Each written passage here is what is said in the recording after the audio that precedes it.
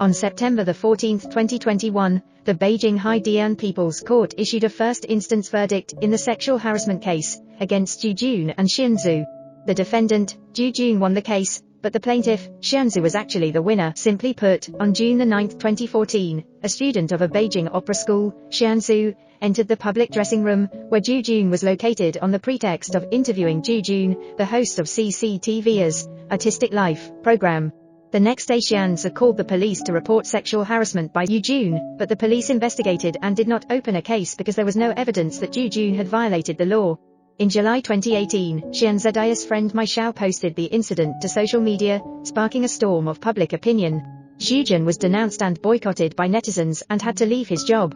After the verdict of the first trial was announced, people's attention to the matter was far less than the criticism of the Zhu Jun sexual assault incident on social media. This incident has had an irreparable impact on Zhu Jun's career, family and life, so although he won the lawsuit, he is actually the losing party. As for Zhu, she was interviewed by several national media in the years leading up to the verdict, including the BBC in the UK and the New York Times in the US.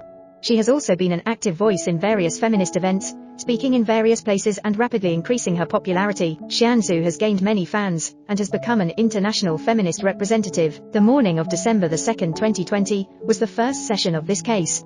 Around the time of the trial, Zhu's women's rights group in the US drew a large number of foreign media reports on the issue, and supporters of Zhu gathered outside the courtroom. The court hearing this case and his staff involved are under a lot of pressure. Zhu's side knew there was no evidence of sexual harassment by Zhu Jun, yet they still made a big deal about it.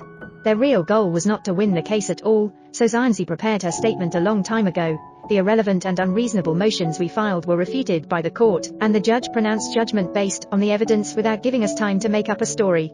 Chinese law protects against sexual harassment and sexual assault because it requires you to have proof. In short, we lost the case because of the corruption and injustice of China, Sir Justice. Nice. This skillful use of the power of public opinion routine, with March 29 this year, the woman advised the neighboring table not to smoke was thrown unknown liquid. The follow-up development is simply the same. After police mediation, the neighboring table smoking man has been splashed with unknown liquid. Zimeli and other people apologize and pay for dry cleaning of clothes 1,000 yuan. On the 31st, Zimeli and her partners launched the online campaign against gender violence in public space, and I stand with Zimeli. They succeeded in creating the feminist public opinion storm they wanted on social media. Zimeli, formerly known as Zhou, has planned so-called feminist activities such as Occupy Men's Toilet and Wedding Dress with Blood. It is said that the Zhu case net violence judge and the court outside the crowd riot are related to Zimeli. Zimeli is one of the main planners behind the Zhu case, and the partner who launched the campaign with Zimeli, Big Rabbit, formerly known as Jing Qiran, one of the world's most inspirational feminist figures, in Ms. Magazine 2015, and one of the BBC as 2016 Women's 100. She, along with Wei Tingting, Wu Rogrong, Li Tingting and Wang Man, are known in the international media as the Five Sisters of Women's Rights. In China, 5 arrested on the eve of International Women's Day 2015, for provocation and disorderly conduct. Their partner, Lupin, was in New York on a business trip. Upon learning of the news, she stayed in the United States to seek political asylum, and to continue their feminist movement. According to the New York Times, Lupin has been working with Chinese women's rights activists in the US, and has been spreading the word on Facebook about the progress of the Five Sisters of Women's Rights case and appealing for help to the international community.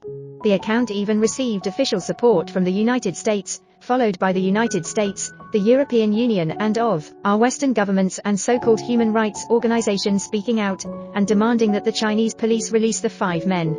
They have repeatedly made reactionary statements on Facebook involving Xinjiang and Hong Kong in order to pander to the anti-China forces in the West. After their release, the 5 sisters actively pursued their feminist cause in the United States, while maintaining ties with feminists in their home country. Lupin and her friends founded the Chinese Feminist Organization in New York City, bringing together a new generation of feminists, such as Zimeli, Liang Zeman, Mai Xiao and Zhu, and contributing to the Me Too movement in China.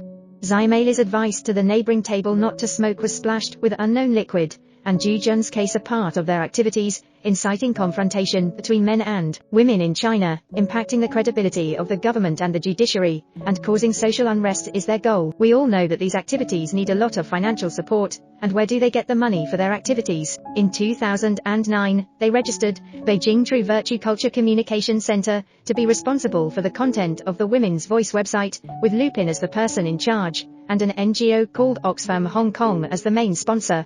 In 2011, it became Feminist Voice, and received funding from the Ford Foundation, the United Nations Development Fund for Women, Oxfam and other NGOs outside of the United States. In addition to the support of anti-Chinese forces outside of China, Lupin and others are also very good at raising funds from their supporters.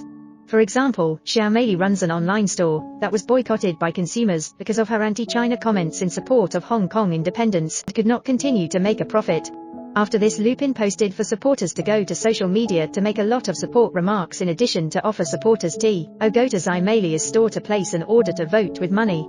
Another Chinese-American feminist living in New York, Mimi Yana, also started a donation campaign for Xiaomei, and the donors don't even have the right to know how the money is being spent.